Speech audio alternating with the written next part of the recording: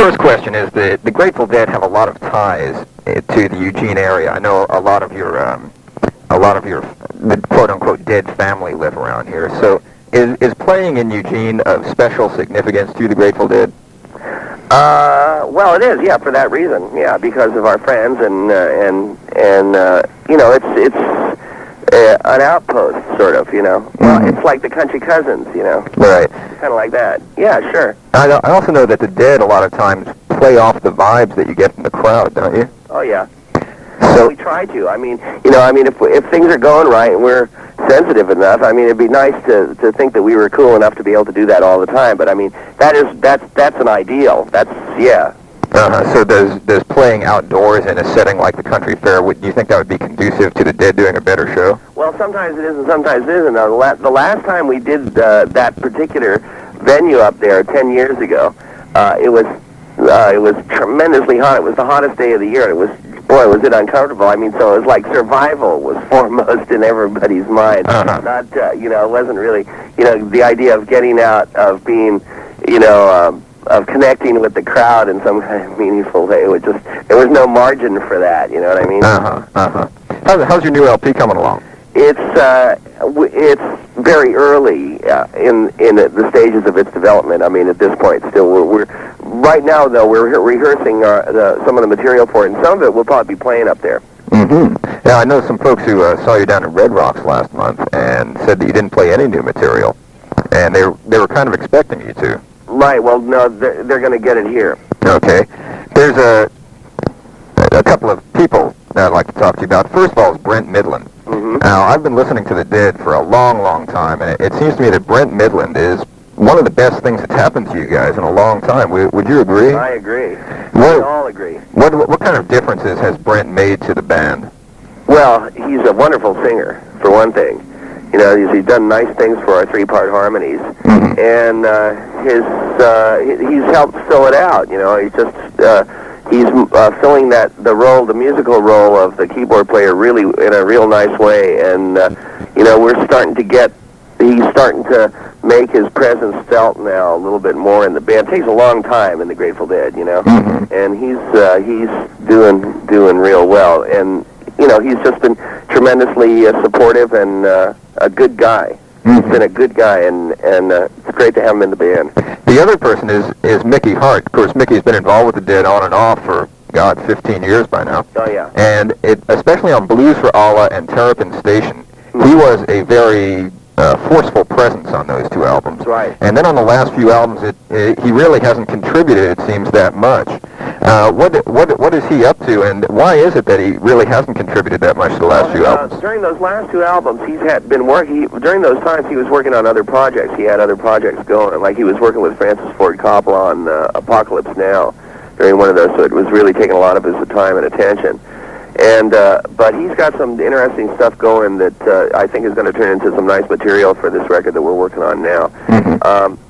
And you know, he has his own pulse rate of work. Sometimes he contributes more, and sometimes not so much. You know, it just depends on you know, how things are. I mean, he's a member of a band like we all are. You know, so yeah, there's never any particular way of measuring somebody's contribution. You know what I mean? How about your $1 million sound system that you used to travel around with? I guess you had a few tractor trailers that you hauled it all over the place with, and it didn't appear that you really had a $1 million sound system with you the last few times I've seen the Dead. No, we dismantled that quite a long time ago. In fact, it got to the point where it was just economically not feasible to carry it around with us. It wasn't. You know, it was one of those things where it was something that we wanted to do, you know, in a way to show that it could be done, and it also was before that. Like, there's been a stage of audio technology since then that's made it possible to sound as good without nearly as much equipment, without nearly the expenditure. So, you know, we've opted for that because it's really the difference between being able to survive or not, you know. What kind of equipment are you using now? Well, now we use more or less just the state-of-the-art stuff, which is pretty good these days, and then a lot of times we augment it with stuff from some of the systems around here that we're fond of using. The John Myers stuff, which is the very best probably that's happening right now in the whole audio world. Is John Myers is an old friend of ours, and he's here in the Bay Area, so we get to use, we normally bring along the monitors that are built by his company, and sometimes we use components in the PA that are also from his stuff too, which is just very efficient and nicely packaged and easy to set up and tweak and get sounding right. Mm-hmm. So he built your speakers and your amps and everything? Not everything, no, just some stuff. Not everything, just some stuff. But mostly, we leave it up to the discretion of Dan Healy, who's our main sound guy, does the main mix for the house, and is our ears out in the audience. You know, he's the guy who's listening, and who's making those kind of decisions. So since that's his area of expertise, we give him his head on that level, and he makes those decisions generally and it really just has to do with what's available on the market in terms of rental and so forth. What sound companies are, and there are 2 or 3 national sound companies that are all about the same in terms of excellence, and they do a good job. Mm-hmm. So you're partial to any particular brand of speaker? No, not really. I personally am, yeah, but that has to do with my guitar. It doesn't have to do with the PA. Okay.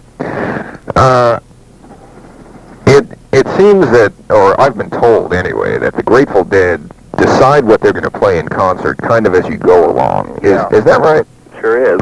Now, even during the second set, where you're segueing everything together, yeah, you're just kind of going along. Now, how do you decide which song you're going to play? Does someone just start a riff and everyone else picks it up? Yeah, more or less. Sometimes somebody has an idea, and we might discuss it a little during the break.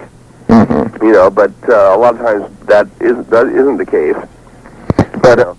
So we go rolling along. It just depends, but we don't, and we've been playing with each other for so long on stage that it's very easy for us to communicate. Mm-hmm. But a lot of times things happen that are surprising to us even, Mm-hmm.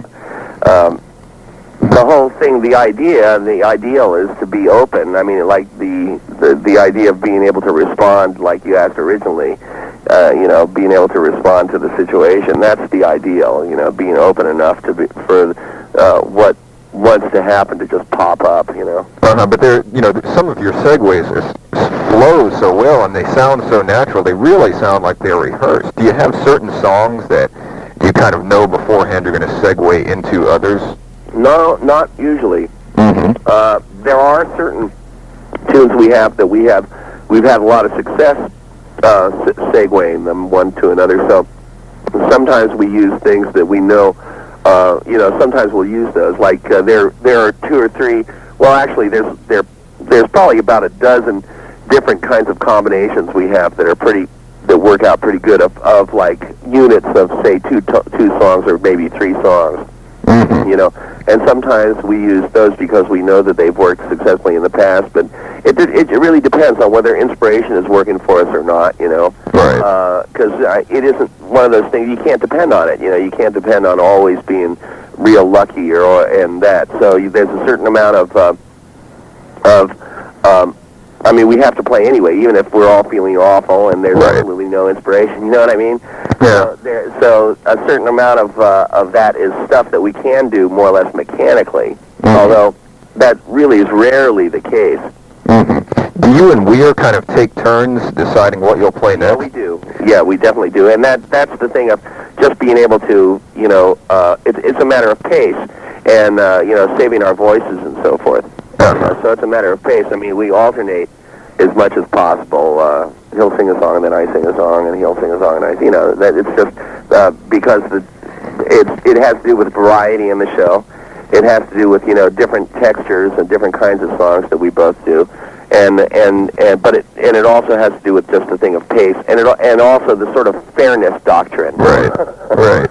It also seems like Weir, especially in the last 2 years, I would say, has really gotten into a very show businessy type of thing. Especially vocally, he's really toughened up his vocals. Is the only way I can put it. And really, working the crowds and some of the rockers. Yeah. You know, and you have maintained kind of the calmer side, wouldn't you agree? Yeah. Right. Yeah, that's pretty.